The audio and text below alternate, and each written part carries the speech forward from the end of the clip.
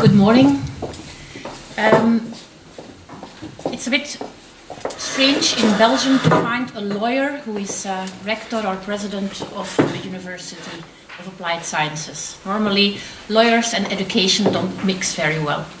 But this University of Applied Sciences has a lawyer who is specialized in education law, and within that specialization, specialized in the right to education of people with disabilities. So that's my background. I used to be an academic and tell in theory what should be done. The challenge for me today is I'm now working in management, education management, so I have to make it happen, which is far more difficult, that I can tell you. And Aledis asked me to tell you a bit about the framework, the background, the treaty, the Human Rights Treaty on the rights of people with disabilities, and especially the right to education, and how we, Thomas More, try to implement that in our own institution, and ideas that are living here, practices that we are trying, and I hope that will inspire you. So the content of my presentation today is one theoretical about the Human Rights Treaty agreed upon in New York in 2006. It is into force in Belgium since 2009, but we still have a long way to go in implementing it, because Belgium traditionally has a very strong culture of segregation of people with disabilities, and a very strong care culture, caring for people with disabilities. We invest a lot in that, but not so much having them participating to normal everyday life.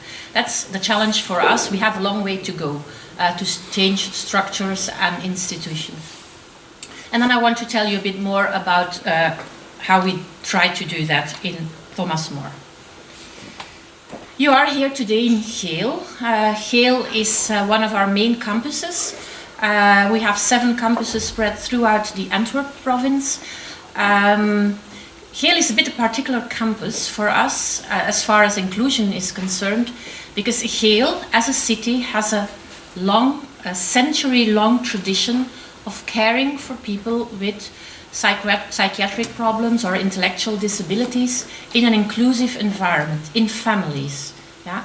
And it may be very strange to you, but I'm the president of the 7 different campuses, and I can tell you that this culture of having this inclusion in your family, everybody here knows somebody who was being taking care of a person with a disability in a family.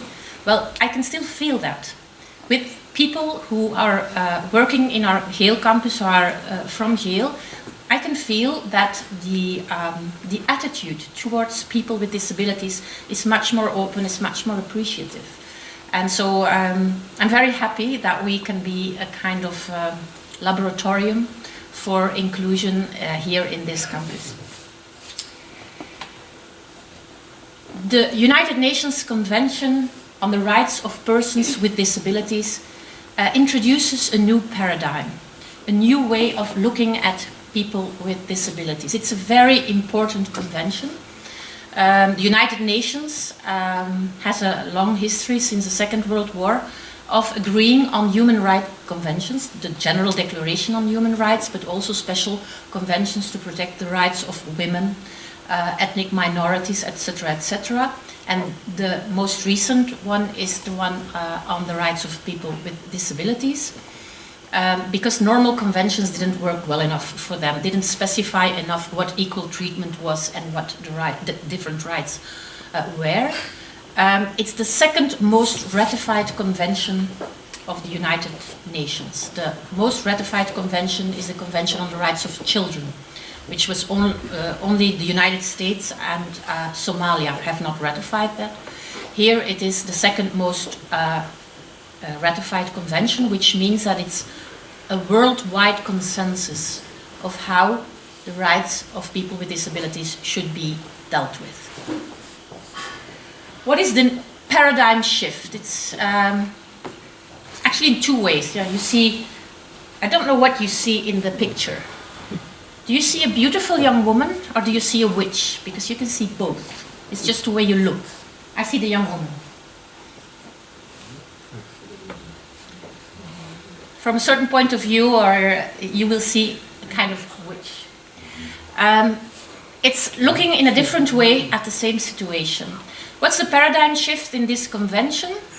First of all, people with disability are no longer an object of care. We do not have to think for them. Even if they have intellectual disabilities, you have to allow them to think, try to think as much as they can for themselves, decide for themselves. So they're no longer objects of care, they are subjects with rights. They are entitled to things. They don't have to be grateful for those rights. They have these rights just as everybody else has them. They are capable of claiming those rights and making decisions. They have to be informed, so maybe you have to put a bit of effort in informing them in the right way, but they have to be able to be active members of society and not put away somewhere in a beautiful home, in a forest, with nice nurses.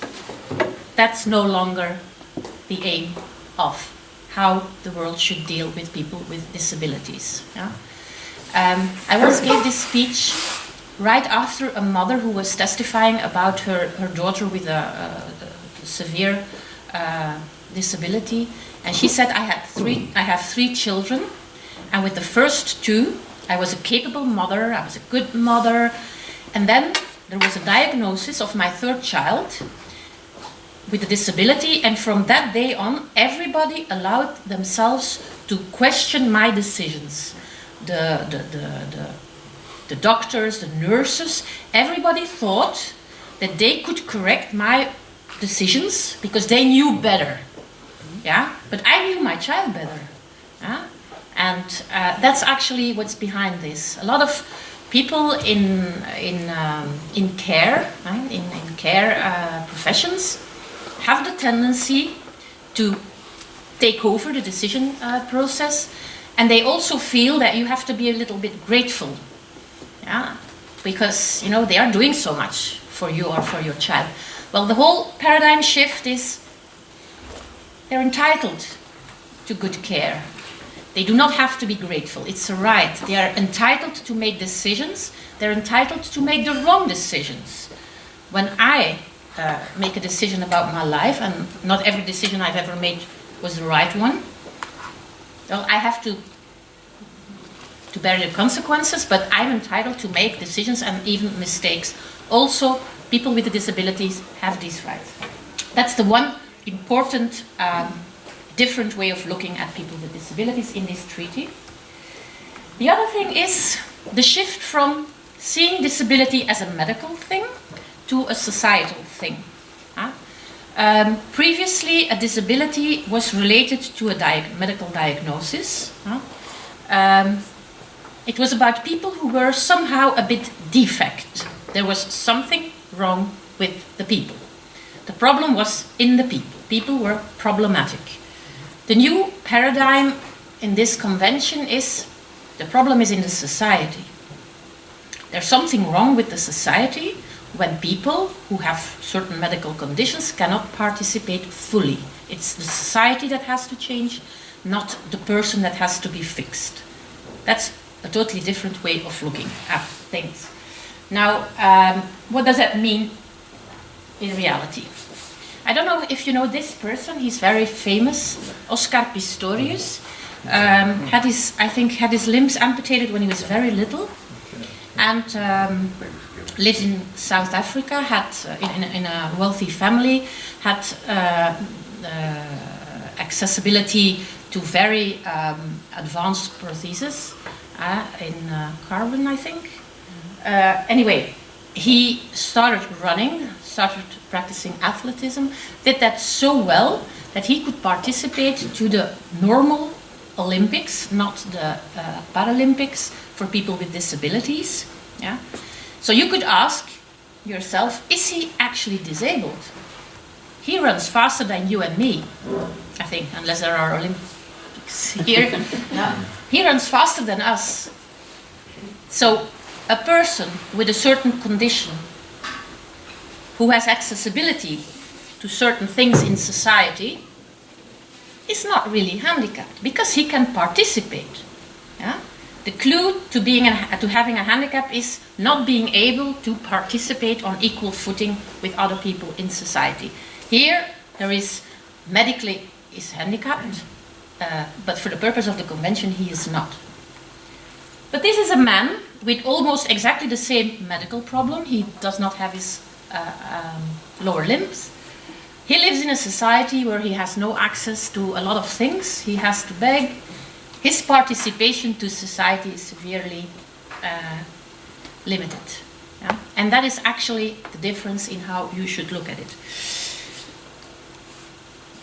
Is this person disabled? I don't know. You know, if I don't wear glasses, I can hardly see. I can certainly not drive. I could not do my job because I cannot read. So without glasses, I have a medical defect, both eyes, 2 medical defects. Yeah, but this prosthesis is actually very well accepted in society. Makes you look smart, at least that.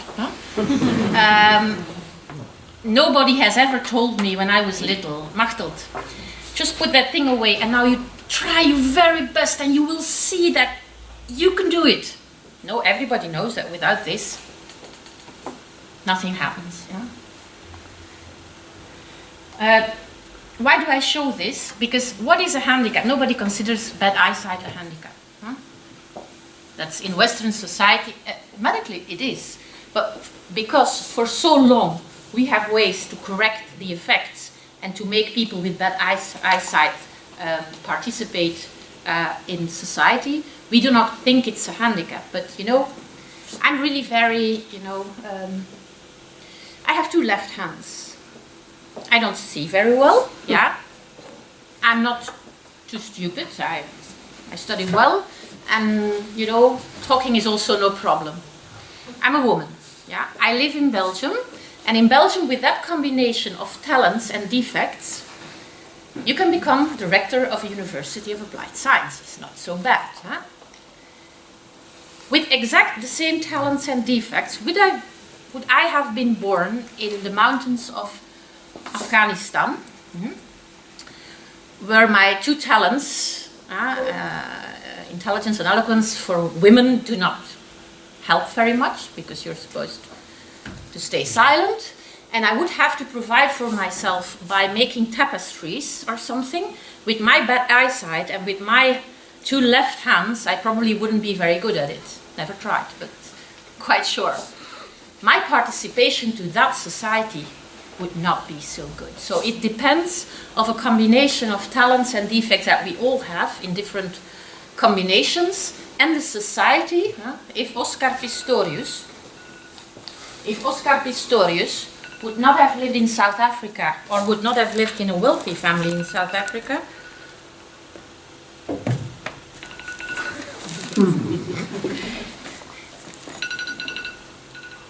then he would not participate in the Olympics. So it's the combination, even of personal circumstances, the parents you're born with, the resilience you're born with, that all matters in deciding whether you can participate or not in society.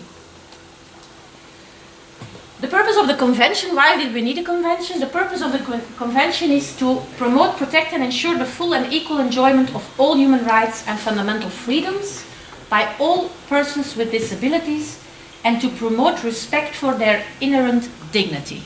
Yeah? They're not objects, they're human beings with inherent dignity.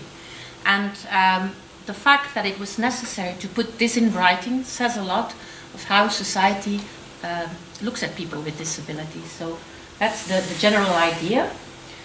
A lot of principles in that convention. Dignity, I already told you, but also individual autonomy. Very big problem is that people with a disability lose almost automatically autonomy, because a lot of people think they can interfere with your life. Because you need some help, other people tend to take over your life. freedom to make one's own choices. I used the PowerPoint with the Pistorius guy.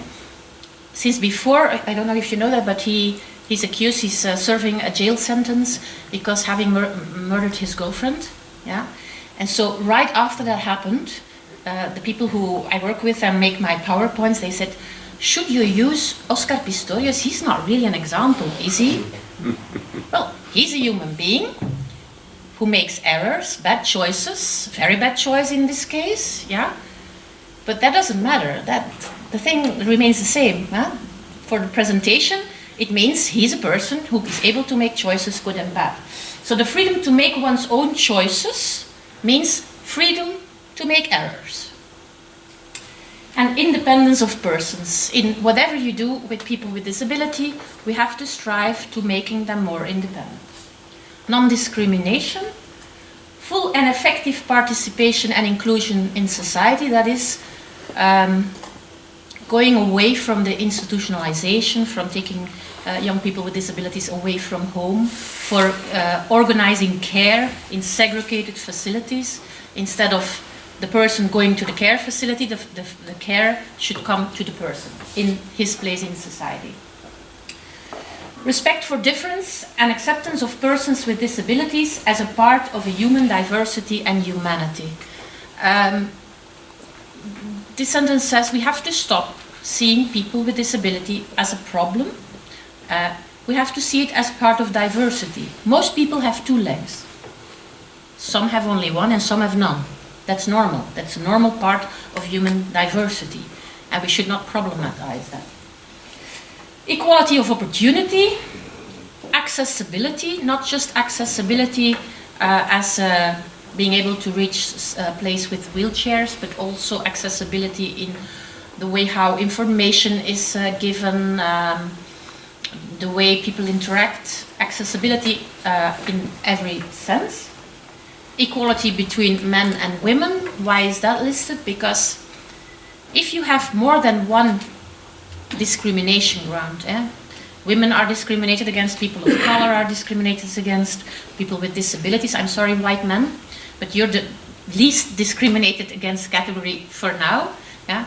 People who have more reasons to be discriminated often are much worse off, and evidence shows that women with disabilities are worse off than men with disabilities. And then a specific mention of children with disabilities and the fact that they have to be able to preserve their identities. That is a special mention also for deaf children. With deaf people, there is also a cultural aspect. Are you going to fix this? Because it doesn't... That's a lot for you. It works. Yeah. Participation and inclusion. In order to be able to participate in society, it's not enough that there is this theoretical right. Come on, participate. You have to empower people. You have to make it possible for them by giving information, by coaching, by supporting. But the whole convention is about participation. That's the main goal. Participation in autonomy, making choices, taking charge of your own life to the extent that you can.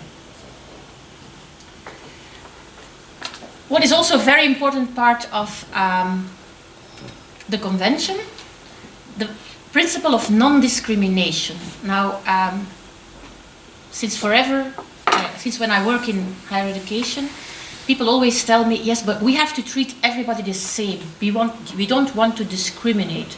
But as a lawyer, I can tell you that it's a wrong definition of discrimination.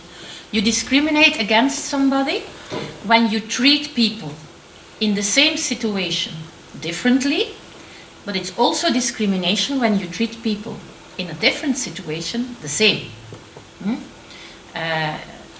You can say, well, we will do this exam on the 3rd floor. There's no escalator, elevator, sorry, only an escalator. And everybody, it's the same for everybody. But I'm not in a wheelchair and somebody else is. Yeah. So the principle of non-discrimination is very important, but often wrongly interpreted. So treating a person with a disability in a different way to correct the lack of participation is not discrimination. It's the opposite. Treating a person with disability in exactly the same way as a person without a disability and creating a circumstance that the person with a disability cannot participate anymore, that's a discrimination from a lawyer's point of view. The easiest thing is direct discrimination. When I first gave these speeches, I always said, yeah, direct discrimination, we don't do that anymore. That's not true. I must admit, a lot of people really think that they can discriminate against people with a disability. They don't see the harm in it. So direct discrimination is saying you cannot do this, or we do not allow you to participate because you are deaf, blind, whatever. But more devious is the indirect discrimination, where you say we treat everybody the same, but the negative effect is only for people with disability, like organizing something in a non-accessible building. For people with reading disabilities, like dyslexia, giving everything in small print. Might be the same for everybody, but there's one category of persons that is affected in a negative way more. So when you have a practice or a policy that applies to everyone in the same way, but affects more negatively a protected group, then it's normally not allowed. It's only allowed under two conditions. If that's the only way you can achieve a legitimate aim, and what you ask is not disproportionate, it must be proportionate. What is an example of that? In order to become a pilot, you have to have impeccable eyesight. So you can say, blind people are not allowed to the course. Why? Because you serve a legitimate aim. As for now, maybe in the future that will be different. It's important in order to provide a legitimate aim, air safety. Safety in the air, therefore pilots have to have an impeccable sight.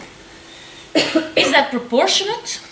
Maybe in the future not anymore, but now they can say that this legitimate aim of safety cannot be reached in any other way than by preventing blind people to become pilots. Yeah? That is a non-discriminatory way of having maybe a negative effect for people with certain disabilities.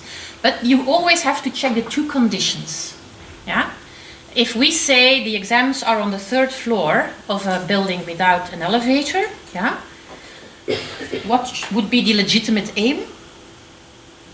Can't we organize the exam in another way so that people with a disability are not so affected? Yes, we can. We can do it on ground floor, the 1st floor. So a lot of theoretically neutral policies or regular rules actually are discriminatory against people with a disability, and that's only allowed when you fulfill those two conditions, which are not so easy to fulfill. Inclusive education. There is one article in the treaty that is all about education. Why? It is a very long article. It's a very detailed article. It's one that has been discussed a long time before agreeing upon it, because you have in the world of education two policies. The one who says special education is good, will help people, is specifically designed for people with disabilities. They need it, and that's the only way we can organize it, is in special schools, in separate segregated settings.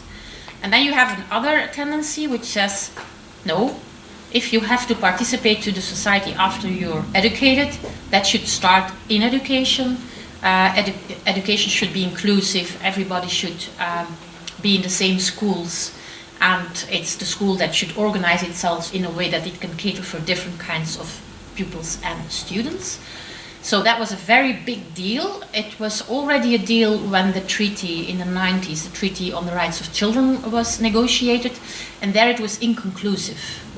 So in the Children's Treaty, you cannot really say that there is a choice for the one or the other. But in this treaty, which came about almost 10 years later, there was indeed a choice for inclusive education.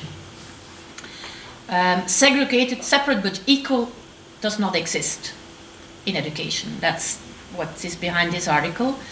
The fact that people, to get special measures, special care, special education measures, they have to go to a segregated setting is considered so damaging that the result of specific education is destroyed.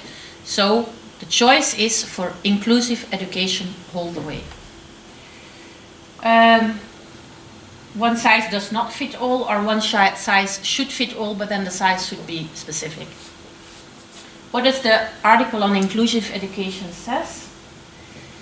Right to education is a human right in its own right. Everybody has a right to education. That in Western countries that is, I think, not the problem, but in the rest of the world sometimes that is a problem.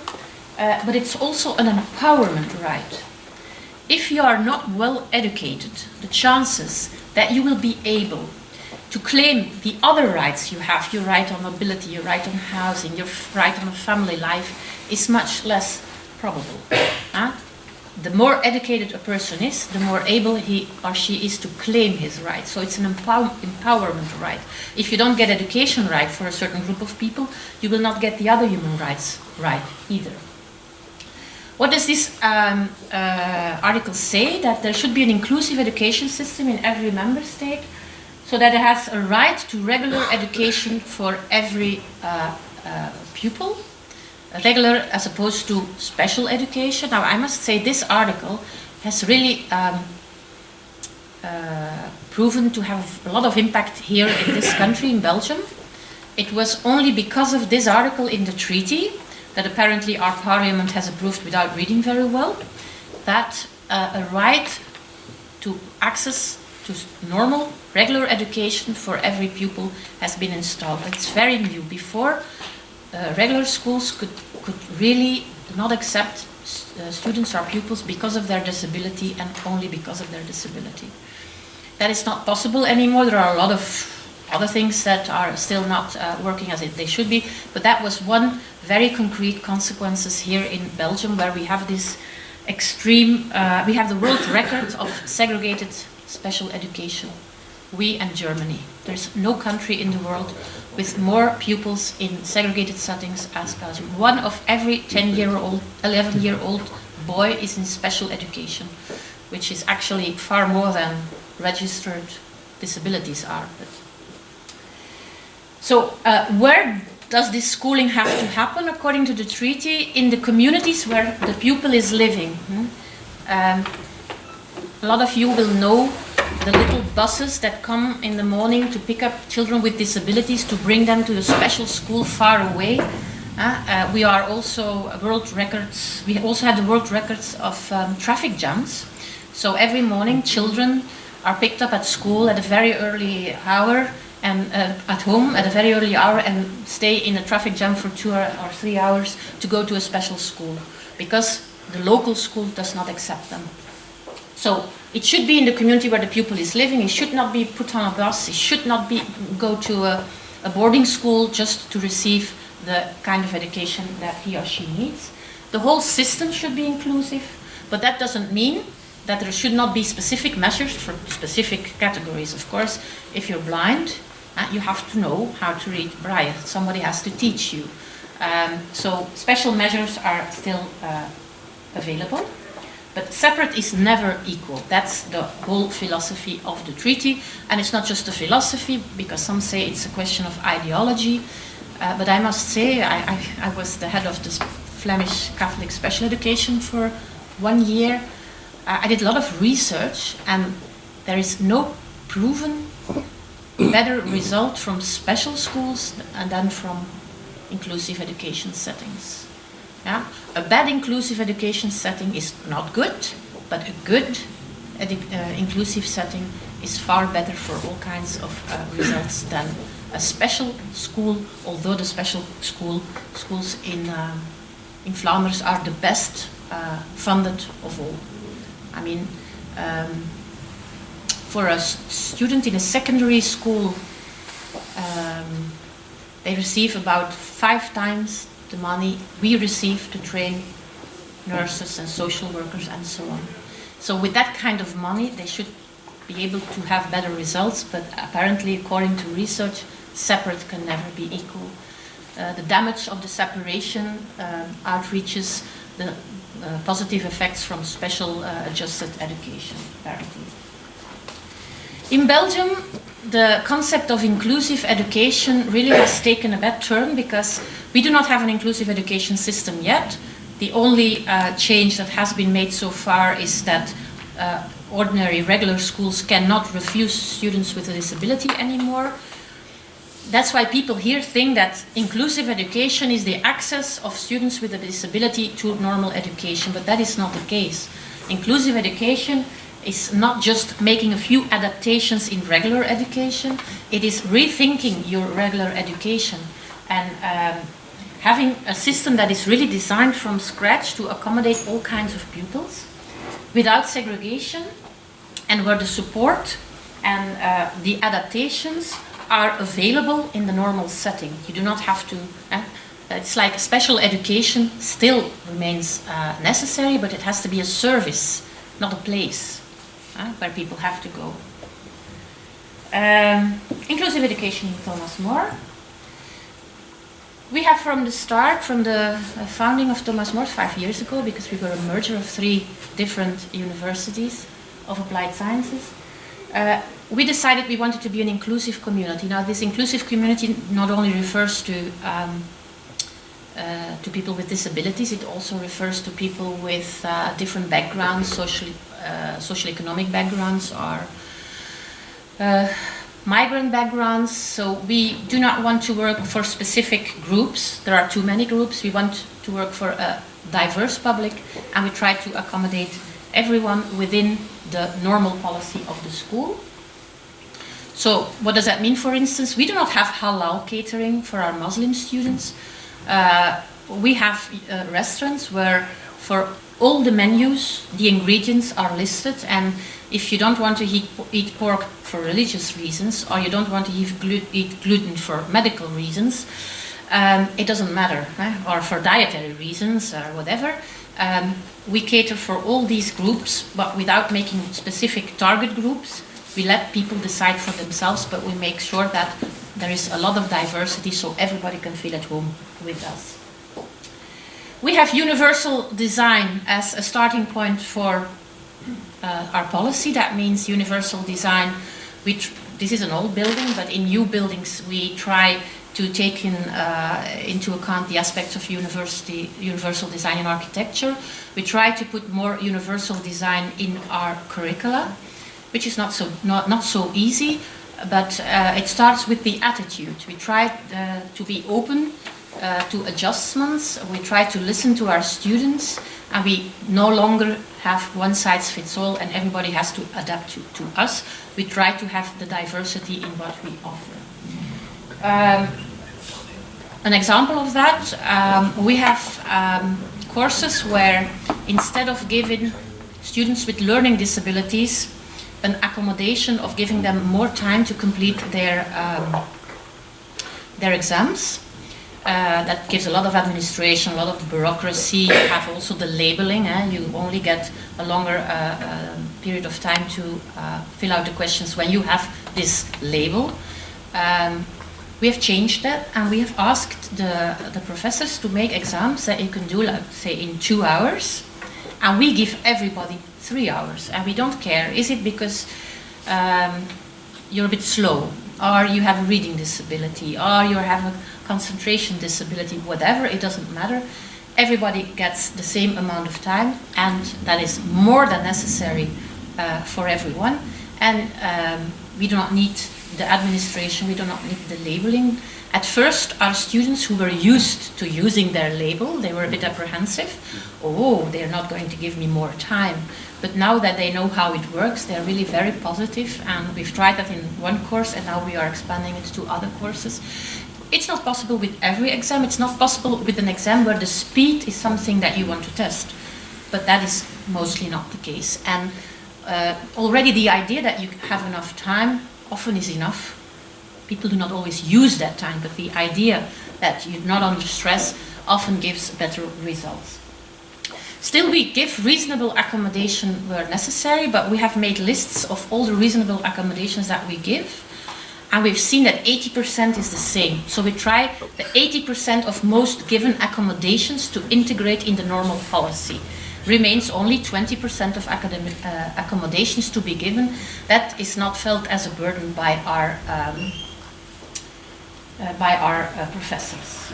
We also have a program of additional guidance for people with rather heavy problems, where we have special counselors, where we try to really work with them as a team, with the student and the professors and the counselor as a team, to work out solutions that work in that particular case for that particular student and for those particular professors. Universal design as a starting point, I used the term, I didn't explain it very well. Universal design involves designing products, services and spaces so that they can be used by the widest range of people possible. What you see is, I don't know if the image is really clear, but you see a laundry machine. Yeah. In Belgium, they open in the front, so you really have to bow. Apparently in America, they open at the top, so you really have to reach. Now they have designed laundry machines where they open at the side. Yeah? So that's more accessible for everyone.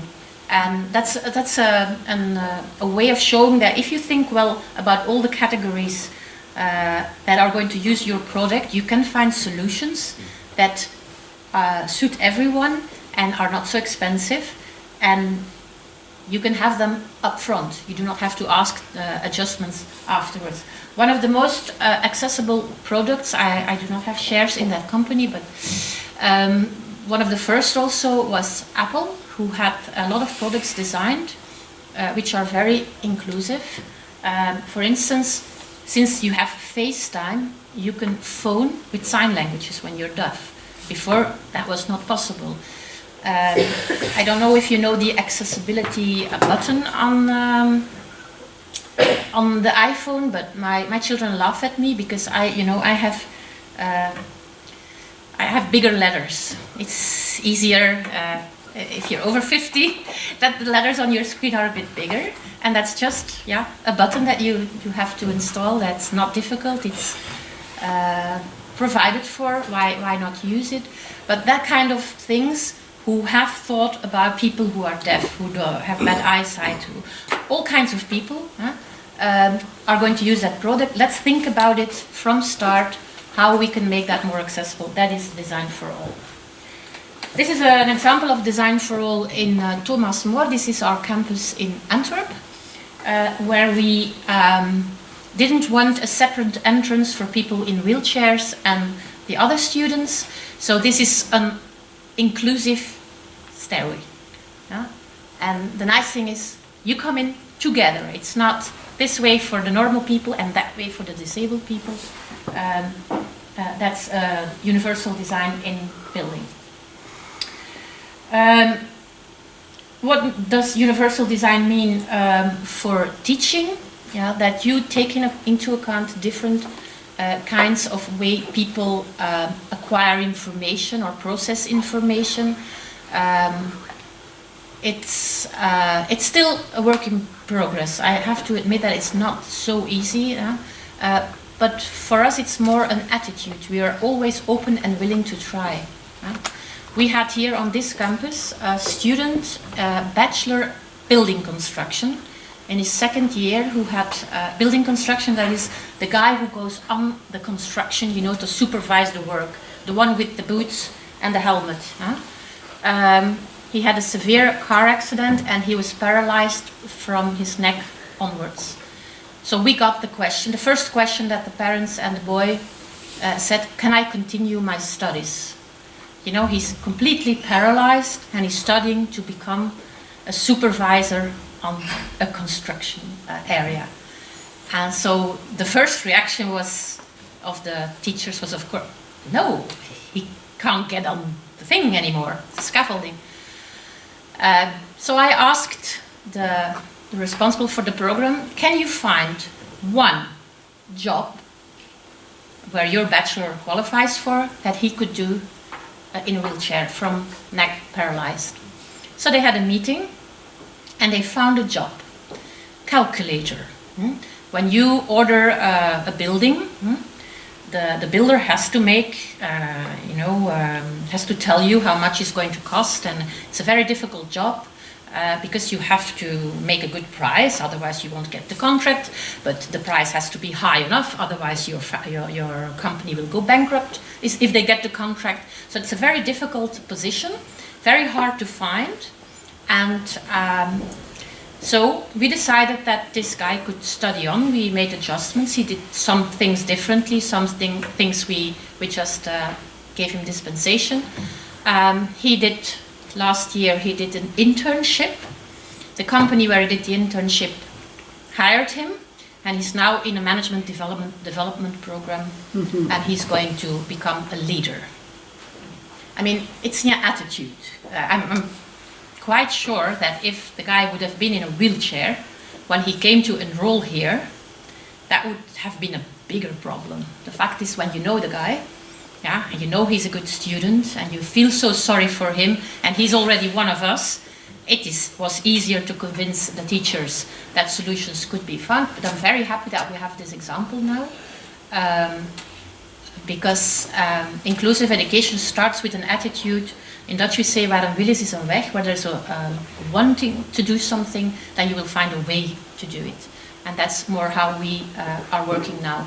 Because it's very difficult to do this in abstract things. You really have to make it work in practice, and that we need cases to work on before we really can say how we can do it. So these are examples. I think that I'm reaching my time limit. These are examples, but the faculty awareness of the process and the resources for disability-related accommodations, that is, I think, a very important one. We are really focusing on that now, so we try to convince our teachers. If you get a question, if somebody inquires, don't immediately say no. Come to the central services we have, and we will have people who, with the student and the teacher, will look for solutions, and a lot more is possible than what everybody thinks. That's the starting point. And then we have a list of things that we automatically agree upon. So if you want accessible notes, if you want the lecture to be filmed, things like that can in principle not be, there cannot not be a negative answer. So when we try also not to label, we try to use accommodations who are made for a person with disabilities, accessible to everybody, because all learners can do well when courses are structured, notes are given in different ways, and so on. That's how we try to implement our policy. Reasonable accommodation, we always focus on universal design, but we always also have to say, although we have this universal spirit, if there is a specific accommodation that one person needs, we also will try to accommodate it. The limit is it may not be an undue burden. We are a big school and we will not find it easily an undue burden. But we will always try, if we do something for one student, to have it done for all students. But for instance, we have put an elevator in a building in Mechelen, for one student with a disability, but everybody can use the elevator. People with heavy backpacks, people who had their knee hurt on Sunday playing soccer, things like that. We cannot build elevators in all our buildings at the same time. We don't have that kind of money. But when we have to choose, we will give preference to the building where we know a student will be coming in a wheelchair. We are a school that is very spread throughout the province, so we have a very decentralized organization. We give a lot of autonomy to our different campuses and different courses, and they are allowed to make their own decisions. But we supervise centrally, so once a year we look at all the decisions. And the more complex cases, we have this central office who will help courses to accommodate the students. For us, it's very important to have as few administrative requirements as possible.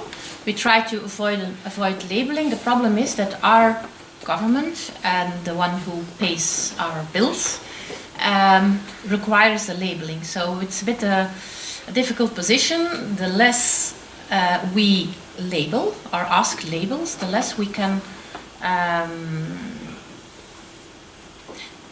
show that we are doing a lot for people with disabilities, which at the end of the route might turn into us getting less money to cater for those students. So that's a bit of a problem. We are thinking about solutions, but that's something that the manager is struggling with. That's not something teachers should worry about. So we have a philosophy about how we do the extra guidance for students. It's question-driven, so we're not going to impose it. We're not going to offer it. We will offer the possibility, and that's all. We always start from the special question that a student has that can't be catered for in the department. We are really focusing on empowerment, because once the student graduates, he probably will have to be on his own. He will have to do it by himself. So we will help students, but we'll always try to make the help no longer necessary. That's the scope, and that's a very different attitude than some of the traditional ways of supporting people with disabilities. It's not so easy to find people who are good at that, helping people and making themselves support. It's integrated, so we're not going to separate a really educational matter from a matter of personal life, because for this kind of problems it usually interferes. And we focus on the student and the student's environment, not the student alone, but the student and his environment, because for people with disability, that's always also very important context that has to be taken into account. And I was told to finish, and that's good because also my presentation is finished. I want to thank the sponsors, the project partners of this project, which is, I think, very, very important. Thomas Roll really wants to play a role in developing knowledge about inclusive education and inclusive society as a whole. And I think that you will have another interesting day, and I hope to hear from you in the future as well. Thank you very much for your attention.